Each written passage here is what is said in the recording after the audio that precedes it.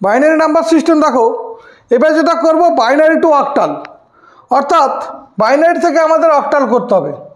এবার খেয়াল করবে এই বাইনারিতে যেটা দেওয়া থাকবে 1 1 0 1 0 1, এটা সবসময় আমরা 3টে করে ভাগ করে নেব। তাহলে দেখো 3টে করে ভাগ করে নিলাম। এবার আবার সেই একই প্রসেস, প্রথম উপরে 1 লিখব, তার ডাবল করব কত 2, তার ডাবল কত 4, এখানে 1, তার ডাবল 2, তার ডাবল 4।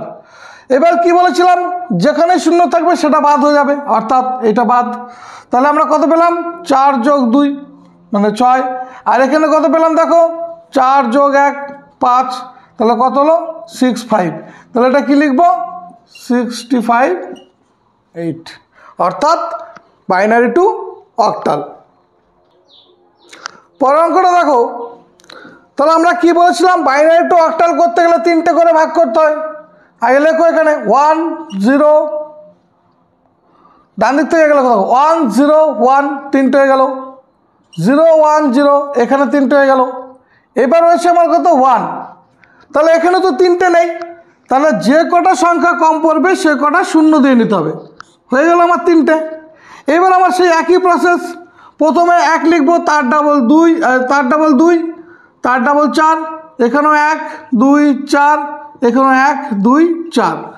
আর কি বলেছিলাম, যেখানে শূন্য থাকবে সেটা বাদ হয়ে যাবে, তাহলে এটা বাদ, তাহলে এইটাও বাদ, আর এইটা বাদ। তাহলে এখানে কত আছে 1, এখানে কত আছে 2, আর এখানে দেখো কত আছে এই 4, আর যোগ 1 করলে কত হচ্ছে, কারণ কি এটা বাদ, তাহলে 5, অর্থাৎ 5।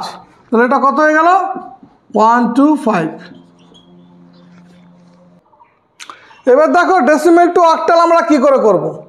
তাহলে এখানে কি বলছে 75, আর এখানে অক্টাল, অক্টাল মানে আমাকে 8 দিয়ে ভাগ করতে হবে। দেখো তাহলে 8 নং কত 72, অবশিষ্টটাকে ডান দিকে লিখবো।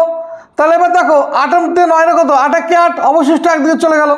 এবার যখন এটাকে লিখবো নিচের থেকে উপরের দিকে লিখতে হবে 1 1 3, তাহলে এটা কত হবে 1 1 3 8। তাহলে এই হচ্ছে আমাদের ডেসিমেল টু অক্টাল করার নিয়ম।